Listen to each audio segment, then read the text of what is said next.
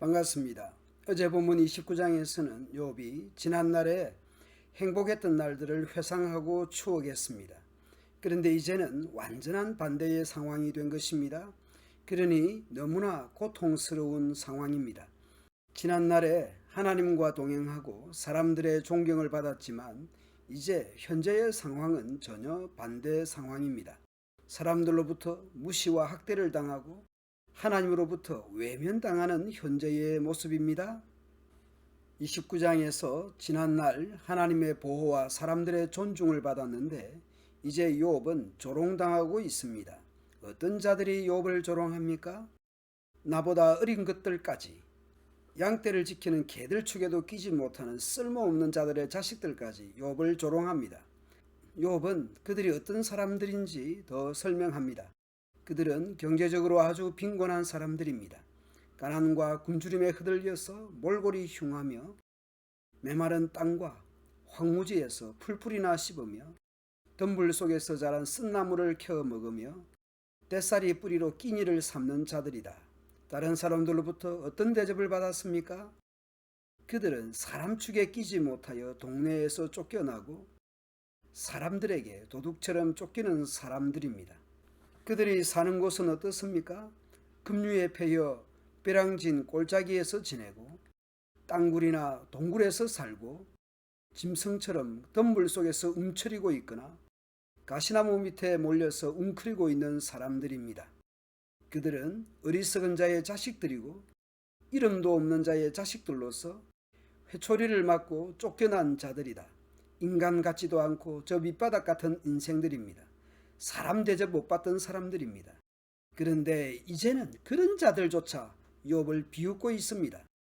내가 그들의 말거리가 되어버렸다. 그들은 나를 꺼려 멀리하며 마주치기라도 하면 서슴지 않고 침을 뱉는다. 욥이 왜 이렇게 되었는가? 사람 같지도 않는 자들로부터 이런 조롱과 침뱉음을 당하는 이유가 무엇인가?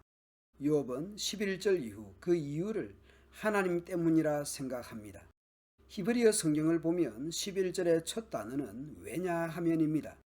왜냐하면 하나님이 활시위를 풀어버리시고 나를 이렇게 무기력하게 하셨기 때문이라는 것입니다. 하나님께서 욥을 무장해제시켜버렸다는 것입니다. 그래서 인간 같지 않은 자들이 꽃이 풀린 말처럼 욥 앞에서 날뛰고 있다는 것입니다. 이 천한 무리들이 나와 교류려고 들고 일어나며 나를 잡으려고 내가 걷는 길에 덫을 놓고 나를 파멸시키려고 포위망을 좁히고 있다. 그들은 내가 도망가는 길마다 막아버렸다. 그들이 나를 파멸시키려고 하는데도 그들을 막을 사람이 아무도 없다.